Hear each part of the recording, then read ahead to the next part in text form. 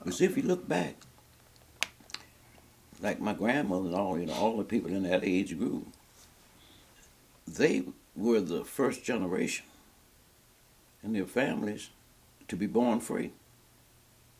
See, my grandparents, all their parents were slaves. Now we came up with the grandparents really stressing education because a lot of them didn't have opportunity, to get an education, and they were really serious about it. And they knew that was the way out, and that's why I think we had an advantage because because of their strong belief, something they were deprived of, and they said, "Well, you're not going to be deprived of it." If you go on back, look like Martin Delaney's now run out of town because they weren't allowed to learn to read right. Now that's not too far away from as far as our grandparents were concerned. Well, I think probably, of course, that particular lesson is lost today on our young people, not realizing and appreciating, what grandparents and great grandparents came through in order for them. And I was just reading an article that a lot of our young people are rejecting those stories, not paying any attention to them.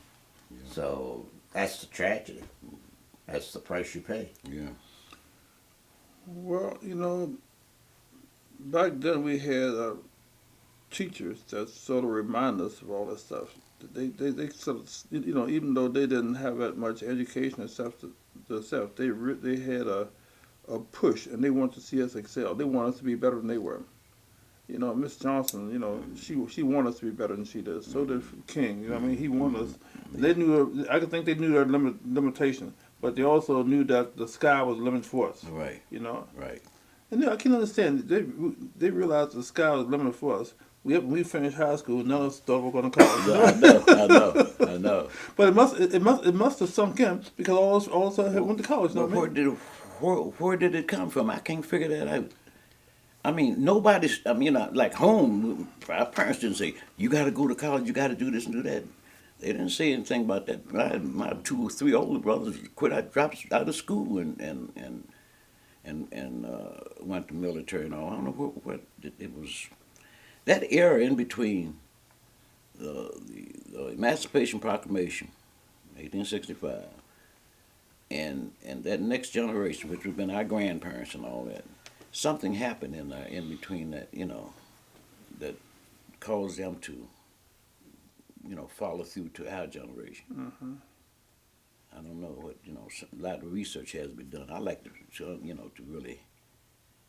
really figure that out because like right out of Page Jackson High School, look at all the people, look what they did. Look at these doctors and stuff that come out of there. Quite a few PhDs in there. Yes, sir. I can't figure. I don't know what. But I'll ask you a question. How many black violin players do we have in Jefferson County today? We had them back then, didn't we? We had several. Yeah. Several violin players. Yeah. With their own instruments and everything. Charles Jackson was one of them. Yeah. Yeah. And that shows you something that, somebody got behind those grandparents and everything and taught them, and they pushed it on to another generation. But they had class now. Oh, yeah. When we go to these banquets and things, they really set the stuff up right, and they had proper equipment and proper this and proper that. They had class. Yeah. They had class. And the other thing about it was that when we had those banquets, the parents were expected, but they also were there with us, at the banquets. Right. And the proms. Huh? And the proms, And the too. Oh, yeah. Yeah. Banquets, they sat right with us. Right. Sure did. Right. You make a mistake and lick your finger or something, I guess they'd smack you on the head or something. Of course, I didn't do that, Tom. I'm just saying. I know you didn't. No, but they had class. Yes, they had class. Well, Jim, lots of kids were taking piano lessons those days too. Yeah, right. Just about everybody. Where were they getting? How could they afford a piano to start with? But you know what? It's a good point, George. Just about everybody took piano They lessons. sure did. When did we get time or Well, I think it was about 25 cents a week, I think that's what My parents were paying about 25 cents Yeah. a week. You know who taught me? I guess same people taught you, Mr. Phil Jackson. Right. Miss Silly, Miss Silly Jackson. Silly Jackson. Yeah. You know what?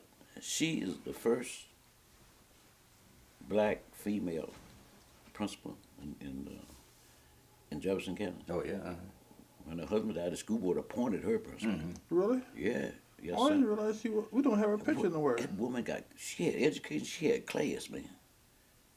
She had class I wherever think she she came. was from Chicago. Yeah, somewhere. I think, yeah. Yes, sir. She had class, but you wouldn't know it, you know. How long was she the principal?